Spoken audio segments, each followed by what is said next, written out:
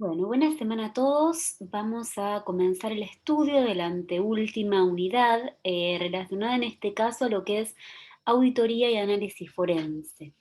Les cuento un poco sobre esta temática, con mucha experiencia al respecto, ya que he sido auditor interna por muchos años de sistemas. En principio vamos a ver diferenciación entre lo que es auditoría en sus distintos tipos, ya sea interna, externa, y lo que es análisis forense, que son dos cosas que tienen íntima relación, dos actividades que tienen íntima relación, pero son distintas, ¿sí? Cuando nos referimos a auditoría, ya sea cualquiera fuera de ellas en estos ejemplos que les di de auditoría interna y auditoría externa, del área a que se refiera, cuando uno habla de auditoría, habla de control de controles. Es decir, un auditor nunca revisa, sino que controla. ¿Y qué controla? La existencia de controles. ¿Sí? No solo que los controles que tienen que existir, vamos a suponer, por ejemplo, según las políticas de seguridad, según la normativa interna, externa, que también vamos a relacionar al respecto, ¿sí? Sino también que esos controles sean adecuados, que esos controles estén actualizados, que esos controles se efectivicen, no solo la existencia de controles. ¿M? Bien, vamos a parar video para que se vean mejor las diapos, así podemos ir avanzando.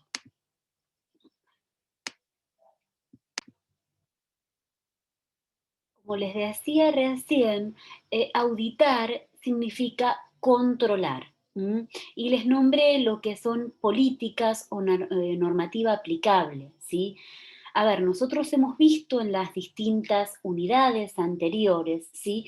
Que no se pueden tomar buenas decisiones sobre seguridad sin primero determinar cuáles son los objetivos que se quieren alcanzar, ¿sí? En la materia de seguridad, en seguridad. ¿eh? A ver, ¿qué quiero decir con esto? Que en tanto no se determinen cuáles son los objetivos de seguridad, no se puede hacer uso efectivo de algún conjunto de herramientas de seguridad. Eh, ¿Por qué? Porque no se conoce qué controlar y qué restricciones imponer, ¿sí? A ver, nosotros hemos visto que las decisiones que se toman en relación a a la materia de seguridad, si se quiere, determinan qué tan segura o insegura va a ser la estructura informática de la organización, hasta qué funcionalidades ofrecen los procesos y qué tan fáciles de utilizar son los sistemas y la tecnología empleada. A ver, muchas veces los objetivos de control, de seguridad, están determinados por un balance de distintos factores claves. Nosotros hemos hablado de este equilibrio que hay que mantener, ¿m?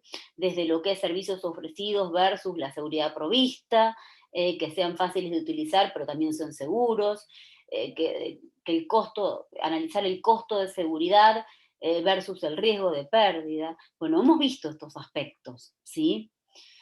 Luego de, para adentrarnos en temas, ¿sí? Luego de que se haya realizado un minucioso análisis y haber tomado, si se quiere, las decisiones correctas, los objetivos tendrían que ser comunicados, como ya dijimos, por medio de capacitación y hemos visto en las unidades anteriores, a toda la comunidad de usuarios de los sistemas, ¿no? Por supuesto, ya sea si se traten de internos de la organización, de externos, etcétera, por reglas bien definidas en la política de seguridad. Ahora bien, esa política de seguridad o normativa vigente para la empresa tendría que ser algo formal, si se quiere, podría ser un documento formal que contenga las reglas que deberían atenerse a las personas que están teniendo acceso a esa tecnología e información de la organización. Digamos que el propósito que vimos en la unidad 2 de estudio, ¿sí? De políticas y normativas. El propósito de una política de seguridad es el de informar a los usuarios de la obligatoriedad de cumplir con los requisitos de proteger los activos de tecnología o los activos de información, como nosotros los rotulamos, ¿sí? Y por supuesto se deberían especificar mecanismos, procedimientos, por lo cual alcanzarlos. Y otro propósito sería el tomarla como base para la adquisición, la configuración, si se quiere, y el desarrollo de los sistemas. Pero también para auditar el cumplimiento de la misma en todos los procesos, en todos los sistemas y en las redes informáticas utilizadas. ¿Sí? Nosotros vamos a hablar de auditoría, vamos a clasificar distintos tipos de auditoría, es más, vamos a clasificar auditoría como interna, externa, y también vamos a hablar de cómo auditar una política de seguridad, ¿sí? Para que la política de seguridad sea aprobada y efectiva, es necesario que tenga primero y principal la aceptación y el apoyo de todos los niveles dentro de la organización. Eh, a ver, Tiene que tener aplicación en todos los procesos de la organización, quiero decir con esto, porque de no ser así, tiene muy poca probabilidad o poca, ahora no me salen las palabras, tiene que tener aplicación para todos los procesos y la oportunidad de alcanzar el impacto deseado. Habíamos hablado que los directivos o los representantes de las acciones de la organización, como el administrador de seguridad, el staff de las áreas de tecnología, los representantes, de la comunidad, los usuarios, ¿sí? Los responsables de distintas áreas, auditoría interna, la asesoría legal, son todos participantes que deben formar parte, ¿sí? Contar con una buena política de seguridad es un requerimiento infaltable para la salud de la organización, ¿sí? Y para auditar, es decir, ¿qué vamos a ver también, ya que estamos hablando de este tema en particular? ¿m? Cómo auditar el cumplimiento de la misma, ¿sí? En todos los procesos, como les dije, los sistemas y las redes informáticas.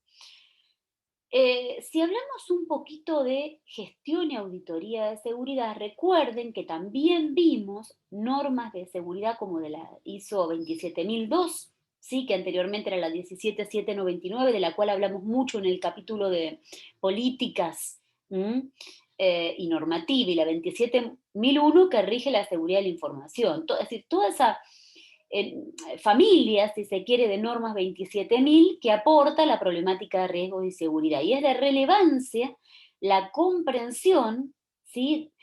Tanto de la importancia como de las ventajas de la armonización entre el sistema de gestión de seguridad de información respecto de otras normas, como por ejemplo de la línea 9001, de la línea 14001 y demás. Adentrándonos en las auditorías de sistemas de información, vamos a hablar de los objetivos, ¿sí? Avancemos un poquito con las diapos que estaba introduciendo. Con el objetivo de obtener, digamos, una opinión confiable e independiente para el mejoramiento de la gestión y oponer a terceros, la auditoría de sistemas de información va a comprender la revisión y la evaluación de cualquier aspecto de procesamiento automatizado de los sistemas de información, incluyendo los procesos no automatizados, las interfaces existentes y las interfaces existentes entre esos procesos, ¿sí? Siempre vamos a tener en cuenta eh, que de suministrar a la dirección, a los gerentes responsables o a la parte responsable de los procesos una garantía razonable de que se logren los objetivos de control, la identificación de las deficiencias significativas, la sustanciación del riesgo asociado a esas deficiencias y el asesoramiento sobre las acciones correctivas a adoptar.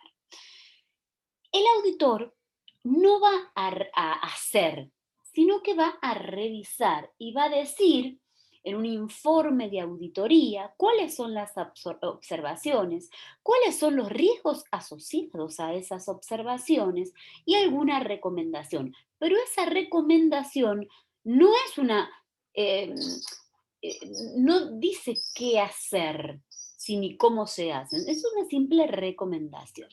Fíjense que acá en esta diapo les hablo del paradigma actual, ¿sí? De que permite conectar a toda la organización la tecnología de la información, ¿no? Y con esto entidades externas. ¿Y por qué? ¿Cuál es el motivo por el cual necesitamos controles y auditorías? Como les decía anteriormente, porque se requiere una opinión confiable e independiente para el mejoramiento de la gestión y oponer a terceros.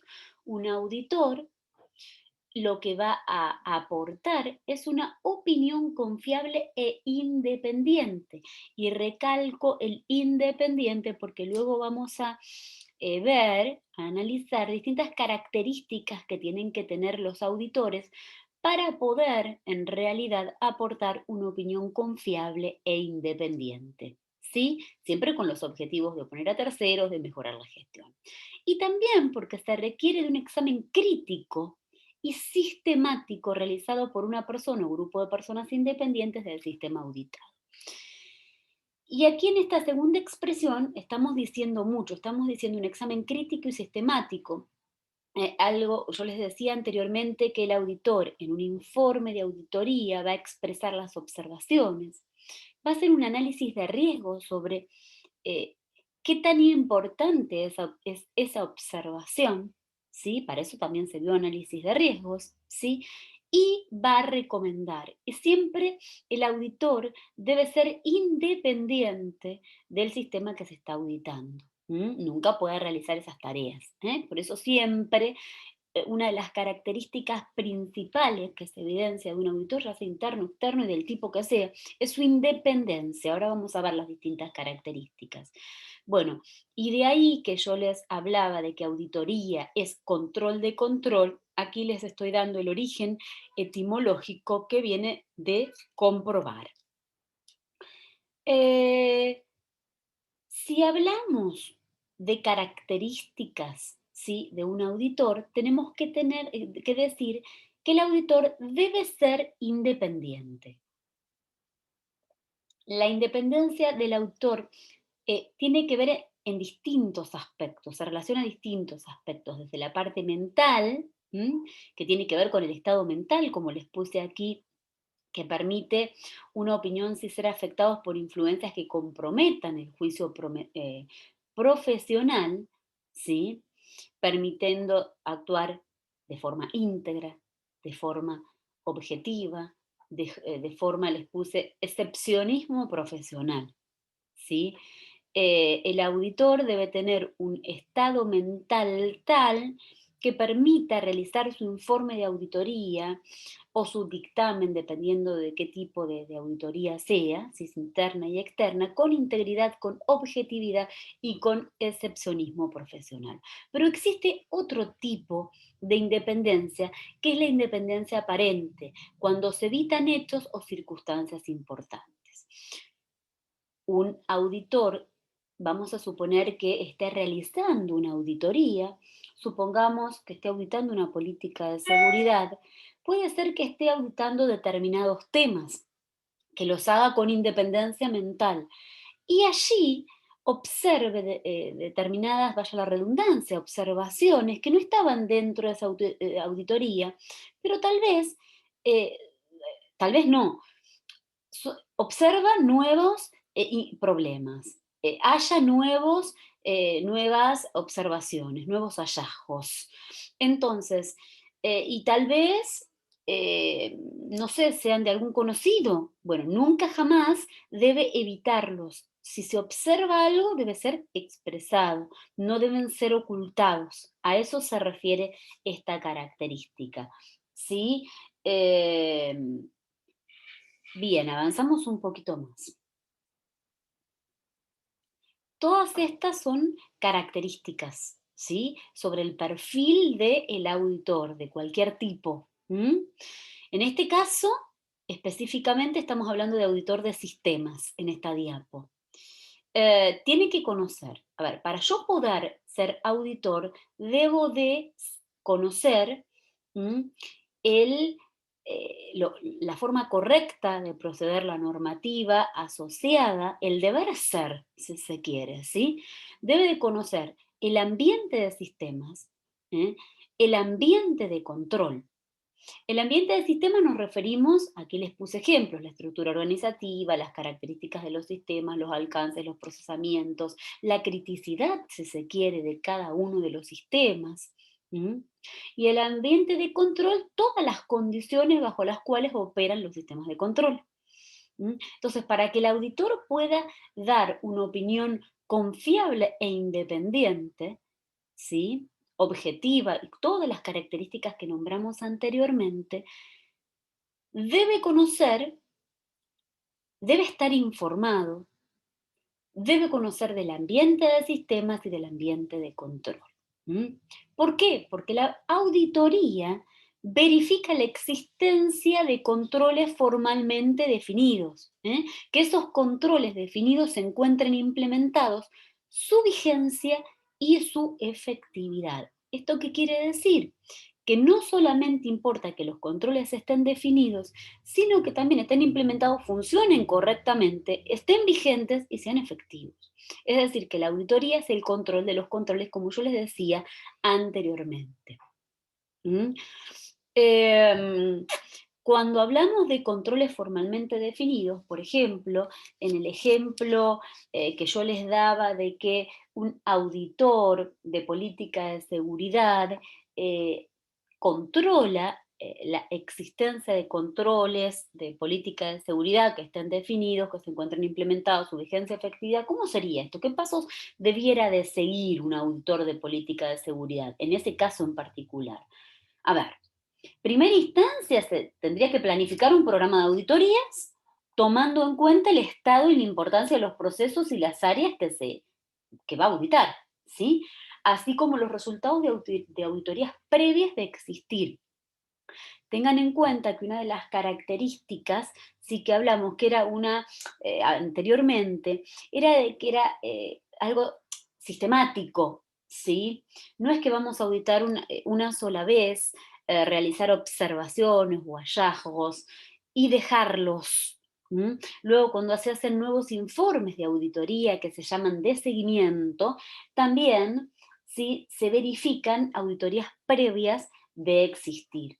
¿eh? Luego, si estamos auditando una política de seguridad, se deberían definir, a ver, supongamos los criterios, el alcance, la frecuencia, los métodos de auditoría a aplicar. Tienen que tener en cuenta siempre el aseguramiento de la objetividad y la imparcialidad del proceso de auditoría, porque dentro de las características de un auditor, él mismo dijimos que tiene que ser objetivo e imparcial. ¿Mm? También debería definirse un procedimiento documentado de las responsabilidades y requisitos para esa planificación y realización de auditorías. ¿Para qué? Para mantener los registros de forma que brinden esa evidencia de la conformidad con los requisitos y la operación, si se quiere, eficaz del sistema de gestión de seguridad informática. ¿Sí? Todos esos registros tienen que estar protegidos y controlados. Recuerden lo que habíamos hablado en la clase pasada, un poco de peritaje, un poco de asegurar los registros. Y tienen que permanecer, por supuesto, legibles y que sean fáciles de identificar y recuperar. ¿Sí? Siempre tienen que documentar e implementar controles necesarios para identificar, para almacenar, para proteger y para recuperar, si se quiere, y que los mismos estén disponibles siempre. Luego, la dirección responsable del área auditada tendría que asegurarse de, de las acciones, si se quiere, para eliminar las no conformidades detectadas, las causas, y se emprendan sin demora, que se emprendan sin una demora injustificada, ¿sí? Y como les decía anteriormente, las actividades de seguimiento tendrían que incluir la verificación de las acciones tomadas y el reporte de los resultados de verificación. ¿Sí? Bueno, me fui un poco por la tangente porque estábamos viendo un poquito las características, el perfil de auditor, pero como lo habíamos relacionado con lo que era políticas de seguridad, quise adentrarlos un poco en cómo deberían ser esos pasos a seguir. Después lo vamos a retomar. Otros principios rectores en cuanto al perfil del auditor y su ubicación jerárquica. ¿Sí? El auditor tiene que tener ubicación jerárquica porque tiene que tener libertad de acción. Yo les contaba que había trabajado muchos años en auditoría interna de sistemas, en el caso de la universidad particularmente. Y el auditor tiene que tener una ubicación jerárquica tal que pueda tener acceso a toda la información que requiera y deba tener si se quiere, apoyo de la dirección, ¿sí? Para poder trabajar con independencia, ya sea, como les puse ahí, en realidad o en apariencia. Ser totalmente independiente, poder expresar lo que se tiene que expresar. ¿M? Todas aquellas observaciones y hallazgos que realmente se puedan observar e informarlo como corresponde en un informe de auditoría, si se informa, si es auditoría interna o mediante un dictamen si es auditoría externa. Ya vamos a ver las diferencias en posteriores diapos.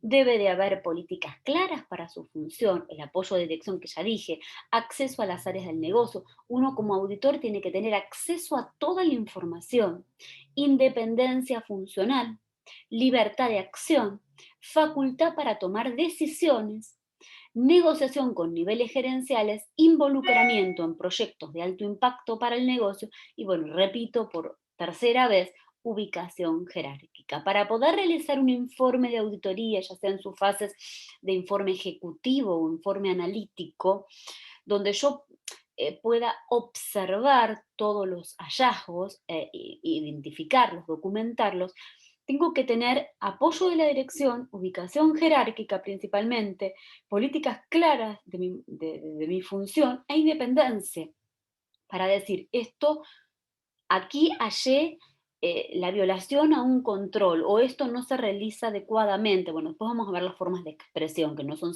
necesariamente estas. Estas son introductorias, ¿sí? Entonces, se está violando tal o cual norma. ¿M? Entonces, el análisis de riesgo es alto debido a esto, esto y se recomienda tal o cual acción, no cómo realizarla, sino se recomienda adecuarse a la normativa, bla, bla, bla. ¿Sí?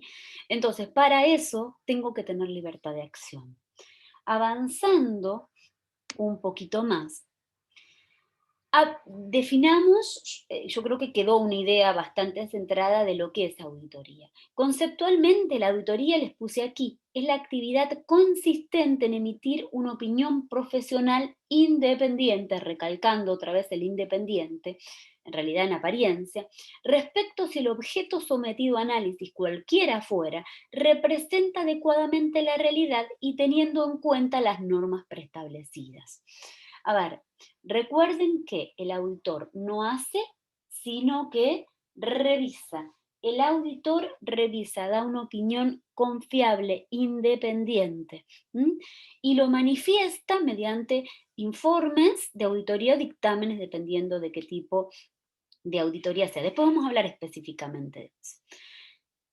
Hay distintos tipos de auditorías, no solamente internas y externas, sino que dependiendo el objeto de estudio y la finalidad, surgen los tipos, ya sea financiera, de gestión, de cumplimiento, informáticas. Yo realicé varias de estas, siempre orientadas a sistemas de información, pero esto tiene que ver cuál es el objetivo de estudio que se persigue, no necesariamente si el auditor es interno o externo. Una auditoría interna puede ser financiera, de gestión, de cumplimiento, informáticas, etcétera, y una externa también. ¿Mm? Eh, se podría decir que para poder realizar una auditoría, bueno, hay que dar, a ver, no sé si están las... No, bueno, acá vamos a seguir con esto y después explico los pasos que tendría que tener una auditoría. A ver, una auditoría financiera se refiere a un examen del estado financiero, de la organización, por supuesto, realizado por personal calificado e independiente, les puse de acuerdo a normas preestablecidas. ¿Para qué? ¿Cuál sería el objetivo de ese tipo de auditoría? Emitir siempre una opinión objetiva, independiente, con relación a que esos estados contables muestran lo acontecido. En cambio, una auditoría de gestión lo que evalúa es el grado de eficacia y eficiencia en el logro de objetivos provistos por la organización, ¿sí? Dados tales objetivos de la organización, ¿qué grado de eficiencia y eficacia poseen? Y requiere realizar entrevistas, análisis políticas, procedimientos, revisar procesos implantados, evaluar riesgos, vigilar la existencia de políticas adecuadas y su cumplimiento, comprobar la confiabilidad de la información y de controles, verificar la existencia de métodos adecuados de operación, si se quiere, ¿Mm? Bueno, etcétera. Ahora vamos a ver los pasos de cualquier auditoría más allá, cual fuese su tipo. Aquí estamos discriminando financiera, auditoría de gestión, auditoría de cumplimiento y auditoría de sistemas de información. Una auditoría específica de cumplimiento, aquí les puse que es la comprobación, perdón, de estados financieros, administrativos y económicos y de otras índoles en la entidad para establecer si se han realizado conforme a las normas legales. Si yo verifico si esos estados financieros, administrativos, económicos están conforme a las normas legales, reglamentarias, estatutarias de procedimiento aplicables para esa organización, si se cumple o no se cumple. Y la auditoría de sistemas de información tienen como objetivo, y acá nos vamos a centrar, ¿sí? Porque es a lo que más se relaciona en cuanto a lo que estamos estudiando ustedes, a una garantía razonable de que se logran los objetivos de control. Recuerden que auditoría es control de control. El auditor no hace sino revisa, ¿m? Controla esos controles. La identificación de deficiencias significativas, ¿sí? La sustanciación del riesgo asociado a esas deficiencias y el asesoramiento sobre las acciones correctivas a adoptar. Y acá vuelvo a repetir, un informe de auditoría tiene observaciones o hallazgos, tiene otro ítem para cada observación o hallazgo, que es el riesgo asociado a esas deficiencias. Y tiene recomendaciones, que es un asesoramiento sobre las acciones correctivas a adoptar. Pero cuidado con esto, y aquí hay un límite muy importante en que no somos consultores los auditores, sino que decimos, a ver, por ejemplo, ante esta deficiencia, este hallazgo encontrado que tiene tal riesgo, se asesora adecuarse a la normativa tal y tal, o sí, adecuarse a la ley tal, sí, en ese sentido general, no dice cómo solucionar el problema, qué acciones realizar independientemente para poder solucionar el problema. Bien, avanzando un poquito más, bueno, aquí está lo que yo les decía anteriormente. ¿eh? Da asesoramiento o asistencia sobre lo que se ha de hacer y cómo llevar a cabo adecuadamente una actividad para obtener los fines deseados. ¿Qué es eso? ¿Un auditor o un consultor? Bueno, aquí recalcamos, el auditor no hace, informa, observa, determina los hallazgos, realiza un análisis de riesgo asociado a ese hallazgo y recomienda. Esa recomendación no es un asesoramiento, no es una asistencia de cómo llevar a cabo adecuadamente una actividad para obtener los fines deseados. Eso es tarea de un consultor. Y aquí cuidado, que una cosa es auditor, otra cosa es consultor. El auditor solo revisa. Se analiza información de los sistemas comprometidos, y aquí es importante determinar cómo sabemos que la información es confiable. ¿Estamos viendo pistas de lo que realmente ocurrió o estamos viendo pistas falsas puestas por el atacante? Bueno, cuidado aquí el límite entre lo que es auditoría y lo que es análisis forense, que también tiene una relación estrecha. El auditor revisa. ¿Qué va a hacer un auditor? ¿Va a dar comienzo, un inicio? A ver, dependiendo del alcance y la complejidad de cada auditoría específica, ¿eh? Se presenta una orientación sobre la planificación y la forma de llevar a cabo las actividades de auditoría. ¿Qué va a hacer el auditor? Va a dar un inicio de auditoría. ¿eh? Va a hacer una revisión de documentación, va a preparar las actividades de auditoría in situ, ¿sí? Va a realizar la auditoría en sí, las distintas actividades de auditoría in situ. Va a preparar, va a aprobar, a ver qué más va a distribuir el informe de auditoría. Va a dar finalización a la auditoría y eh, va a ser la realización de actividades de seguimiento, porque si las conclusiones de auditoría indican la necesidad de acciones correctivas, preventivas o de mejora, el auditado debería emprenderlas en un tiempo acordado, no considerándose parte de esa auditoría, sino que podría ser parte de una auditoría posterior. Siempre la opinión de auditado acompaña al informe de un auditor, ¿sí? Entonces, la auditoría no termina con el informe de auditoría, sino que va a haber, es muy posible que haya actividades de seguimiento. ¿M? ¿Cuándo finaliza una auditoría? A ver, la auditoría finaliza cuando todas las actividades descritas en el plan de auditoría se completaron. ¿M? Y el informe aprobado se distribuye.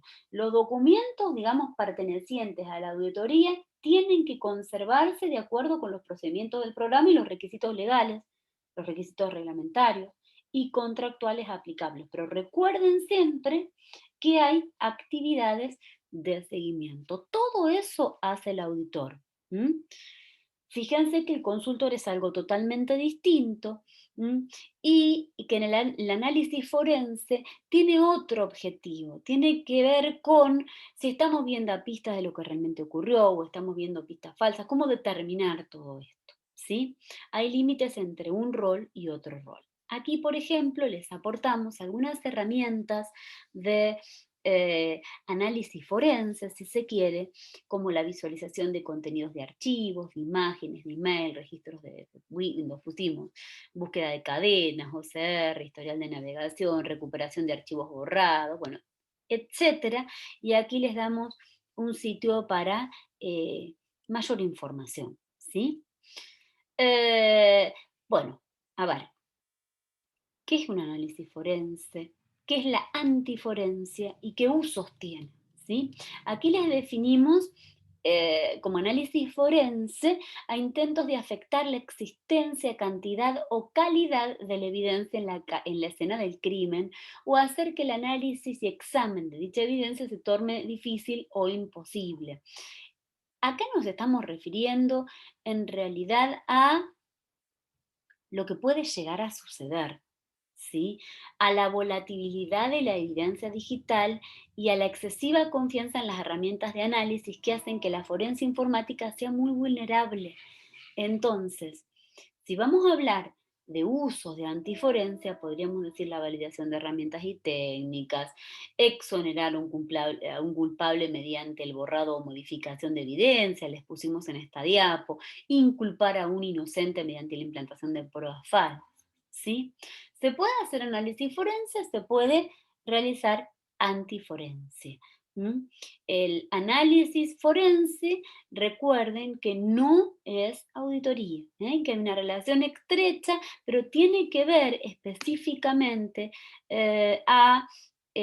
segundo que voy, quiero ir para atrás, no para adelante, no para atrás, poder responder este tipo de preguntas que es, ¿cómo sabemos que la información es culpable? Si estamos viendo pistas de lo que realmente ocurrió. ¿M? Entonces, para poder comprobar todo esto, utilizamos análisis forense. Después de ocurridos los hechos. La auditoría controla la existencia de controles, y si están bien o mal utilizados, si están actualizados, etcétera, etcétera, todo lo que hablamos. Fíjense que son cuestiones diferentes. ¿Qué categorías existen? Bueno, el ocultamiento de información, de esconder la información en lugares inusuales, son meros ejemplos, ¿sí? Borrar archivos, bioregistros de auditoría, ¿m? Eh, qué técnicas, ¿sí? Aquí les pusimos, por ejemplo, que en el análisis forense se intenta recuperar los archivos que fueron eliminados, ya que generalmente se borra la referencia al archivo y no su contenido. Una técnica antiforense podría ser el borrado irreversible de archivos. Bueno, algunos ejemplos como para ir adentrándolos en el tema. Eh, y si hablamos de categorías, hablamos de dificultar la construcción de líneas de tiempo. Los distintos hechos van ocurriendo en el tiempo y si nosotros ocultamos esas líneas de tiempo, eh, podemos ocultar o obstaculizar la información. ¿Sí? En el análisis forense se analizan los MAC times para determinar cuándo ocurrió un evento, cuáles fueron sus archivos modificados, etc. Y lo que se intenta hacer es construir una línea de tiempo real para poder entender lo que ocurrió. Una técnica antiforense sería el uso de herramientas de modificación del timestamp, ¿sí? Tratar de violar esto. Por supuesto, también puede haber ataques el proceso o herramientas forenses. Aquí pusimos ejemplos como si el proceso analiza el disco, cargar el disco malicioso en memoria, pequeños cambios en archivos para que tengan distintos hash, que sean identificados de otro tipo, dificultar la búsqueda de cadenas de texto con mecanismos de cifrado, etcétera, que hemos visto, ¿sí? Dentro de lo que es auditoría, ¿sí? Aquí decimos que yo se los estuve ejemplificando, si se quiere, hace un momento, de cuáles eran los pasos constitutivos de la realización de una auditoría. Aquí podemos decir, resumimos lo antedicho, ¿m? Diciendo que es el proceso de la auditoría, el proceso de recoger, agrupar y evaluar evidencias para determinar si un sistema informático salvaguarda los activos, mantiene la integridad de los datos, lleva a cabo eficazmente los fines de la organización y utiliza eficientemente los recursos. ¿Sí? Bueno, aquí pusimos algunas funciones como que es la verificación de los sistemas informáticos se adecúen a las órdenes, requisitos legales, políticas, si se quieren, normativas internas, externas. Revisar y juzgar el nivel de eficacia, utilidad y seguridad de los equipos y de la información, evaluar la eficiencia de costos, seguridad de riesgos informáticos, como la confidencialidad, integridad y disponibilidad, que fueron los tres primeros las tres primeras definiciones, quiero decir con esto, que vimos en el inicio de la materia, que eran los objetivos que perseguía la seguridad. La seguridad. Eh, bien, entonces, todo este proceso involucra distintas etapas, si se quiere, de lo que es inicio de la auditoría, qué sé yo, quienes poseen como responsabilidad gestionar el programa de auditoría tendrían que designar un líder, si se quiere, de equipo auditor para cada auditoría específica, y cada auditoría individual de un programa de auditoría debería basarse en objetivos, en alcances, en criterios documentados, ¿sí? Tengan en cuenta que la viabilidad de una auditoría debería determinarse teniendo en cuenta, en consideración, a ver, la disponibilidad de la información suficiente para poder, y apropiada si se quiere, para poder planificar la auditoría, la cooperación adecuada del auditado y el tiempo y los recursos adecuados. ¿Sí? Y si esa auditoría es considerada viable, se debería seleccionar un equipo auditor teniendo en cuenta la competencia necesaria para lograr esos objetivos de auditoría. Y tendría entonces que generar un contacto inicial con el auditado.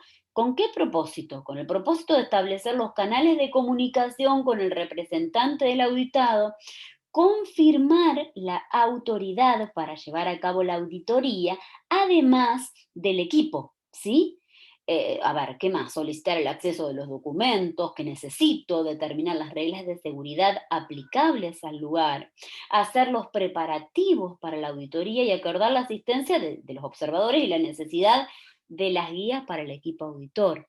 Entonces, si yo voy a recoger, agrupar y evaluar evidencias, tengo que hacer primero todo esto, luego revisar la documentación. Antes de las actividades de auditoría in situ, la documentación del auditado debería ser revisada para determinar la conformidad del sistema según la documentación y los criterios de auditoría. Luego preparar las actividades de auditoría in situ. Es decir, ¿en qué me refería cuando hablaba de esto? En preparar el plan de auditoría que proporcione la base para el acuerdo entre el cliente de la auditoría, el equipo auditorio y el auditado, respecto a la realización de la auditoría, el nivel de detalle que se va a tratar. Debería, qué sé yo, asignarse a cada miembro del equipo auditor la responsabilidad para auditar procesos, las funciones, los lugares, las áreas o actividades específicas y posteriormente deberían prepararse esos documentos de trabajo necesarios como referencia y registro del desarrollo de la auditoría. Entonces, si yo voy a recoger, agrupar y evaluar evidencias, luego voy a determinar con todo esto si ese sistema informático salvaguarda los activos, la integridad de los datos y demás. ¿Mm? Obviamente, en esos documentos de trabajo que les hablaba anteriormente, se podrían incluir listas de verificación, planes de muestreo, ustedes han visto que es un muestreo de auditorías, formularios para registrar información como evidencias de apoyo, hallazgos de auditoría, y registro de las reuniones que van realizando. Entonces, cuando realicen las actividades de auditoría, lo que van a hacer es realizar la reunión de apertura, si se quiere, con el propósito de confirmar el plan de auditoría, proporcionar, si quieren, un breve resumen de cómo se llevarán a cabo las actividades de auditoría, confirmar los canales de comunicación y proporcionar al auditado la oportunidad de realizar preguntas. ¿Sí? Yo tengo que asesorar en ese sentido de la palabra. A ver, ¿qué más les puedo contar desde mi experiencia? La comunicación durante la auditoría tiene que ser fluida dentro del equipo de trabajo como el auditor y el cliente, ¿sí? Eh, a ver, las guías y los observadores podrían acompañar al equipo del auditor, pero no formar parte del mismo ni interferir en la realización de la auditoría. Sí pueden asistir al equipo si se quiere.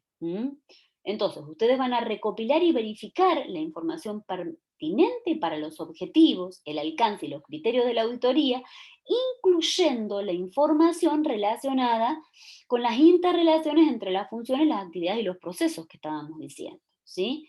Entonces, de esta forma se constituye la evidencia y se registra solo la información verificable. Y esto es importantísimo. Lo repito, solo la información verificable al registro. La evidencia, recuerden que se basa en muestras de información disponible. ¿M? La evidencia tiene que ser evaluada frente a criterios de auditoría para generar los hallazgos de auditoría. ¿M? Y esos hallazgos de auditoría deberían revisarse, ¿sí? Se deberían acordar conclusiones teniendo en cuenta esa incertidumbre inherente al proceso de auditoría y preparar recomendaciones y comentar el seguimiento de la auditoría. Podrían, de hecho, realizar hasta una reunión de cierre para presentar los hallazgos y conclusiones de tal manera que sean comprendidos y reconocidos por el auditado. Y eh, como recomendación personal deberían ponerse de acuerdo auditado o auditor con respecto al plan de acciones correctivas y preventivas, perdón, que el auditado tiene que presentar. ¿Mm? Luego viene la preparación, la aprobación y la distribución del informe de auditoría. Yo les dije que hacer una auditoría interna, ya vamos a ver la discriminación, van a realizar un informe. ¿Sí? El líder del equipo auditor tiene que ser el responsable de la preparación y el contenido del informe de auditoría. A ver, yo he propuesto registros completos de la auditoría y debe incluir objetivos de la auditoría, el alcance, porque a veces hay limitaciones al alcance. La identificación del cliente de auditoría, la identificación de los responsables de la auditoría, las fechas, lugares, dónde se realizaron las actividades, los criterios de auditoría, los hallazgos y las conclusiones. Y ese informe debería ser fechado, revisado y aprobado de acuerdo a los procedimientos del programa de auditoría y distribuido a todos los receptores designados. Luego de allí se finaliza la auditoría y se hacen las actividades de seguimiento como les mencionábamos anteriormente.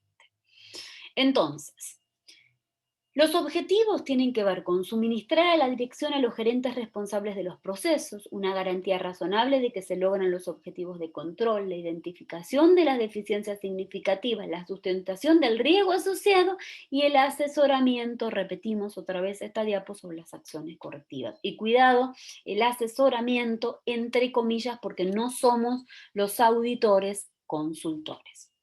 Les hablé mucho sobre auditoría interna y auditoría externa. Va aquí una diferenciación. Un auditor interno es un empleado de la organización. ¿Sí? Yo cuando fui auditora de la Universidad Nacional de Luján, era una empleada de la institución, no un profesional independiente de la institución. Eso es un auditor externo. Yo examinaba la gestión, realizaba informes de auditoría, así tal cual les conté hace un segundo, con recomendaciones, y el destinatario era la organización, más allá de que los informes también, por ejemplo, se derivaban a la Sindicatura General de la Nación. En cambio, un auditor externo, la acción es examinar informes para terceros y lo que realizan es un dictamen, no un informe con todas las características que anteriormente les estuve enunciando. ¿Mm? En cuanto a la continuidad del trabajo, un auditor interno tiene mayor estabilidad, si se quiere, más bien el trabajo es continuo, mientras que el de un externo es más periódico, ¿sí? Un auditor interno tiene una mayor intensidad de revisión que un externo. Aquí hay algunas diferencias. Fíjense en cuanto a lo que es su aspecto laboral, en cuanto a su independencia de lo que es la organización, en cuanto a lo que presentan, un informe o un dictamen, ¿sí? En cuanto a la continuidad del trabajo y en cuanto a la intensidad de la revisión, ¿sí? Dentro de las metodologías, bueno, tenemos análisis de riesgos, tenemos auditoría informática. En cuanto a análisis de riesgo, hablamos de la facilitación de la evaluación de los riesgos y recomendación de acciones en base al costo-beneficio. Nosotros cada vez que hagamos un informe de auditoría, principalmente como auditores internos, vamos no solo a mencionar las distintas observaciones, hallazgos, sino que al lado de cada una de esas observaciones, hallazgos que consideramos pertinentes enunciar en un informe de auditoría, vamos a realizar una evaluación de riesgos asociada en base al costo-beneficio y luego una recomendación, ¿sí? En esa estructura. En cuanto a auditoría informática, solo identifica el nivel de exposición por falta de controles y lo que se verifica es la existencia de controles definidos, que esos controles estén implementados, su vigencia y su efectividad si hablamos de distintas metodologías. Bueno, aquí resumo un poco todo lo que estábamos hablando, ¿sí? Reunimos información en el proceso genérico de auditoría, planificamos la auditoría, entonces con toda esa información reunida, evaluamos controles internos, hacemos pruebas de cumplimiento. ¿Qué son las pruebas de cumplimiento? Verificamos que los controles se implementen de acuerdo a lo normado, para eso tenemos que tener el deber ser, estar informados, saber para poder si se quiere observar, encontrar los hallazgos, realizar por otro lado pruebas sustantivas, que por supuesto si hay evidencia para sustentar ese riesgo, ¿sí? Y realizar la auditoría, es decir, la preparación del informe con todas estas partes constitutivas que les vengo hablando desde hace un rato. Cuando nos referimos a evidencia de auditoría, la evidencia de auditoría que les nombraba anteriormente es toda la información o los datos que usamos como auditores del sistema para decidir si la entidad auditada está utilizando criterios adecuados o no, siguiendo los procesos que debe seguir y focalizándose en los objetivos correctos. ¿Qué pueden ser? ¿Por medio de qué podemos obtener? Entrevistas. ¿Qué puede hacer el auditor? Planificar entrevistas, observaciones, resultados de pruebas, revisión de documentación interna, revisión de informes de terceros. Y después el otro tema es determinar, yo tengo acceso como auditor a la información necesaria. Ahora, ¿cuán confiable es evidencia? ¿Qué tan confiable es lo que yo solicité y me dieron, lo que yo observé? Tenemos que considerar la independencia y calificación de quien lo provee, la objetividad, la oportunidad, la forma de obtención, la materialidad. Es decir, que tenemos que estar seguros que esa evidencia y toda esa información y datos que usamos para poder decidir realmente sea confiable. Para eso vamos a tener que tener un buen criterio de auditor, si se quiere, y la experiencia, por supuesto, ayuda. En cuanto a las pruebas de cumplimiento en una auditoría, las pruebas de cumplimiento se refieren a verificar la veracidad de lo relevado mediante muestras. Dan la evidencia de que los controles claves existen y que son aplicables efectiva y uniformemente. Que se cumplan los procesos si se quiere. Podemos indagar, podemos hacer observación personal en el lugar, podemos hacer inspección de documentos, reproducción de procesos, transacciones de prueba, datos de prueba, etcétera, etcétera, etcétera. Por eso es que uno de los eh, de las características que hablábamos hacia el principio de las diapos de auditoría tenía que ver directamente que teníamos que tener una ubicación jerárquica de forma tal que podamos acceder a todo lo que necesitamos. En cuanto a las pruebas sustantivas, permiten verificar el grado de confiabilidad del sistema de información del organismo. Pero esto implica el estudio, les puse aquí, y la evaluación de la información por medio de comparaciones con datos relevantes, ¿sí? Fíjense que esto se basa en la premisa de que existen ciertas relaciones entre los datos, que en ausencia de evidencia y que lo contrario se mantendrán a lo largo de los periodos, lo que les pusimos acá como para poder diferenciar. Ejemplos de pruebas sustantivas: revisión de procesos de recuperación, totales de archivo, controles de integridad, es decir, controlo la confiabilidad, ¿sí? Yo, si tengo control de totales de archivo y lo puedo verificar de cada uno de los totales parciales que tenía, ¿coinciden o no coinciden? Revisión de procesos de recuperación, ¿la recuperación coincide con la realidad? ¿Mm? Controles de integridad. Bueno, entonces tengamos en cuenta que vamos a trabajar como auditores con pruebas de cumplimiento, pero también con pruebas sustantivas, que me aseveren la confiabilidad, ¿m?, de lo que estoy tratando.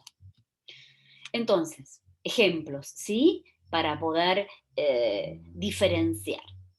Incumplimiento, por ejemplo, podría ser la observación personal para determinar que se realice una separación de funciones según lo previsto en manuales operativos. Observo, voy y observo.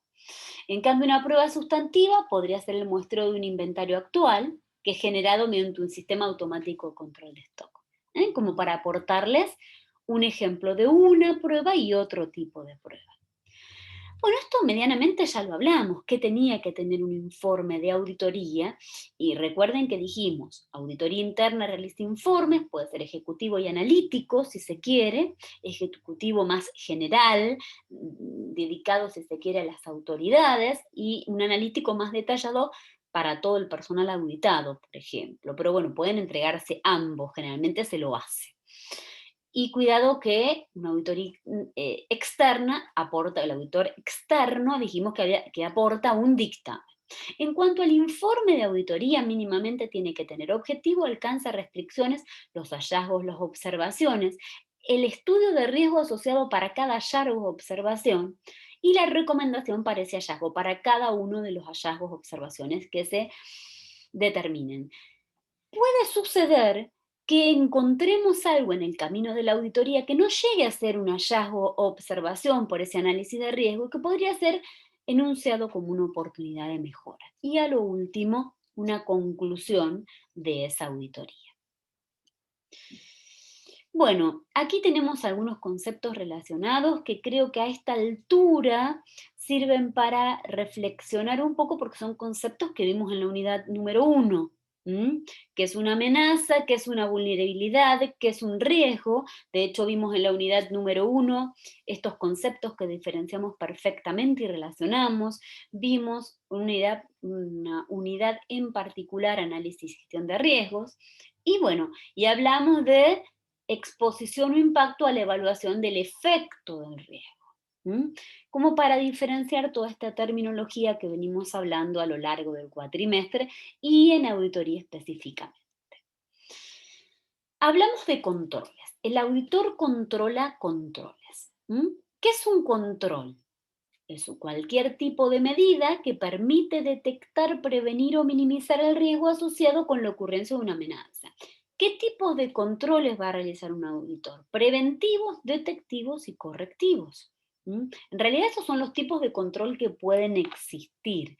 El auditor lo que va a hacer es controlar estos controles, la existencia, la oportunidad, la actualización de todos estos tipos de controles.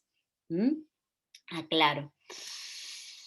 El objetivo del control es una declaración del resultado a obtener o el propósito a lograr mediante la implementación de procedimientos de control en una actividad particular de TI. Esta definición se la saqué de COVID. Recuerden que cuando vimos normativa y políticas les mencioné a COVID. Es otra definición. ¿Qué características tienen los controles que van a controlar los auditores? Estar identificados con el objetivo, ser económicos, ser apropiados. Todo esto va a observar el auditor, ¿sí? Que sean sencillos y comprensibles, que sean flexibles, que sean concentrados en puntos críticos, que deben provocar acción. ¿Y cómo se va a enfrentar al riesgo? Otro tema a tener en cuenta y que va a evaluar el auditor. Nosotros vimos cuando vimos gestión de riesgos que había actividades con riesgo y que se podía transferir el riesgo, reducir el riesgo, aceptar el riesgo. Bueno, todo esto también lo va a analizar el auditor, porque el auditor va a controlar esos controles. Si hablamos de riesgos, puede haber distintos riesgos, que ya lo vimos en la unidad de gestión de riesgos. Estamos repasando un poquito acá entre diferenciación entre riesgo inherente, riesgo de control y riesgo de detección. ¿Por qué? Porque el auditor también en su auditoría va a tener riesgos. ¿Cuál va a ser el riesgo inherente del auditor? La susceptibilidad de errores o irregularidades les puse significativas antes de considerar la efectividad de los sistemas de control. Puede caer en eso el auditor. Riesgos de control, que los sistemas de control en vigencia no puedan detectar o evitar errores o irregularidades significativas en forma oportuna. Y riesgos de detección, a través de la labor de auditoría, que no se detecten errores o irregularidades significativas. Eso es un problema para el auditor, que no pueda detectar ese tipo de errores o irregularidades en el caso de que existiesen y no hubieran sido ni prevenidos ni detectados por el sistema de control. Entonces, con todos estos riesgos también se va a encontrar el auditor. El auditor va a poder realizar distintas metodologías cuantitativas, cualitativas, va a poder tener un montón de herramientas de control para poder llevar a cabo toda la auditoría tal cual yo se las fui describiendo en pasos anteriores. Hay muchas metodologías, hay muchas herramientas para auditoría. Aquí generalizamos para que tengan una idea. Y el auditor también va a poder contar con interfaces de auditoría. Fíjense que aquí hacemos, a ver, les puse, para llevar a cabo la auditoría de software es necesario contar con interfaces que permiten conocer los logs de transacciones, que permitan vincular los logs de registro, la posibilidad de rastrear una transacción, la duplicación de información, y se debe garantizar la integridad de los logs. Recuerden que nosotros hablamos de login centralizado, de sincronización de reloj, la clase pasada, en donde no solamente es importante que existan logs de auditoría para que el auditor pueda utilizarlos, sino que esos logs de auditoría estén actualizados, estén sincronizados, que los relojes estén sincronizados, que estén protegidos para que realmente sea una herramienta para el auditor que le sea de utilidad.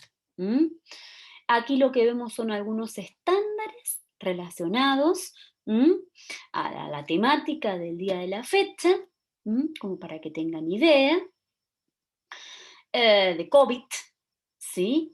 Todos los 34 procesos de COVID a modo relacionado, si se quiere, ya que vimos la parte de política y normativa en la unidad número 2, el modelo de madurez de COVID, a modo de ejemplificación, ¿sí? Como para que tengan una unidad de modelo de madurez para todo lo que es esta auditoría. Y les relacionamos la normativa de política de seguridad de cumplimiento de auditoría de sistemas, ¿sí? En los acápites 18.3 de la política de seguridad modelo, y en lo que es normativa ISO IEC, la 27006 de requisitos para la acreditación de entidades de auditoría y certificación del sistema de gestión de seguridad informática, de la 27007 como una guía de auditoría de Sistema de Gestión de Seguridad Informática, y la 27008 como guía para auditores sobre controles de seguridad de la información, como para adentrarlos un poquito en normativa y relacionar con todo lo que se vio anteriormente, ¿sí? Y relacionar, como les decía, con el capítulo 2.